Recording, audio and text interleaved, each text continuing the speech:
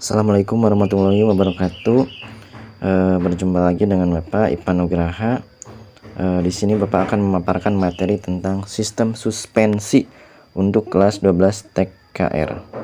Baik, tujuan pembelajaran kali ini yaitu setelah melaksanakan pembelajaran, siswa diharapkan dapat memahami fungsi sistem suspensi pada mobil.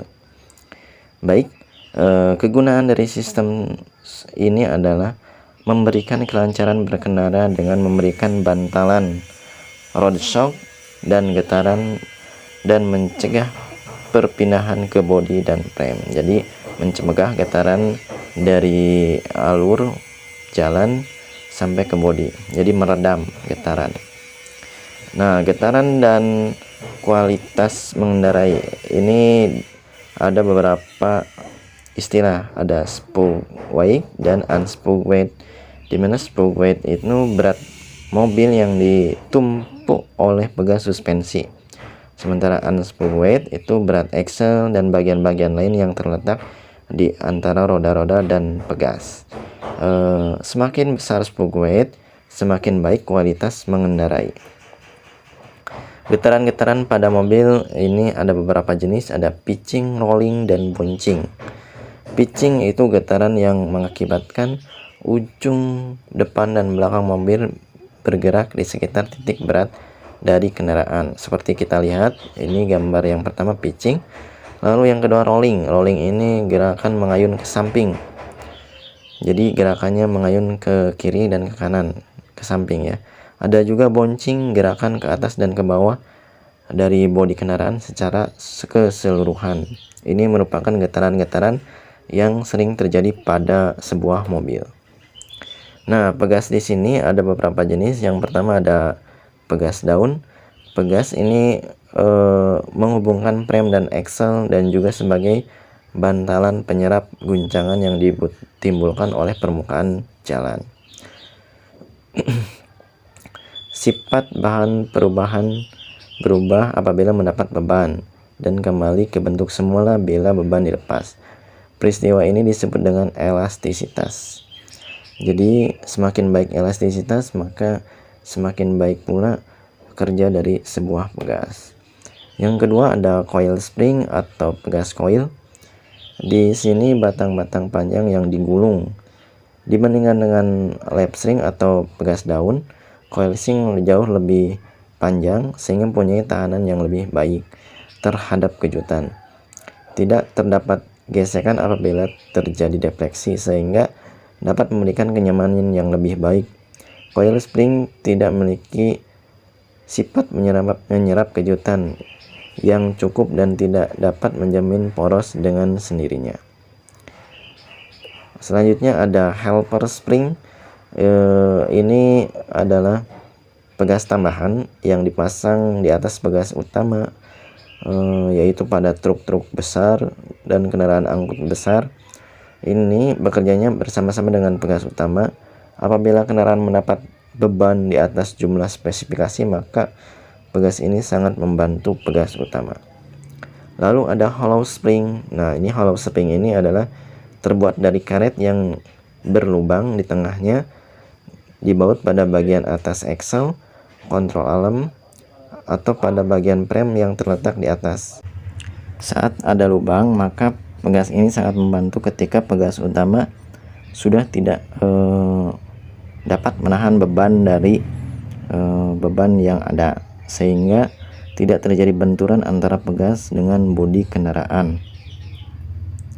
Selanjutnya ada air suspension, yaitu bellow yang berisi udara, dipasang pada tempat dimana biasanya ditempatkan pegas daun atau pegas ulir untuk menjamin berat kendaraan. Aksi penyerapan yang dihasilkan oleh elastisitas udara yang dikompresi di dalam bellow dan ruang udara tambahan. Kekerasan pegas dapat berubah-ubah sesuai dengan beban yang ada.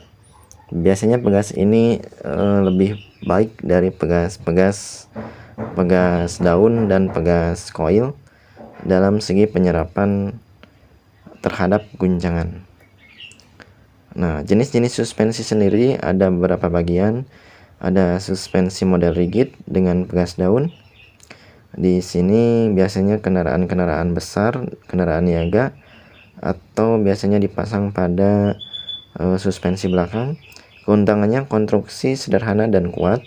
Perubahan thread atau chamber yang disebabkan oleh gesekan gerakan aksel kecil. Kerugiannya kualitas mengendari serta stabilitas kemudi kurang. Kecenderungan terjadi gerakan horizontal.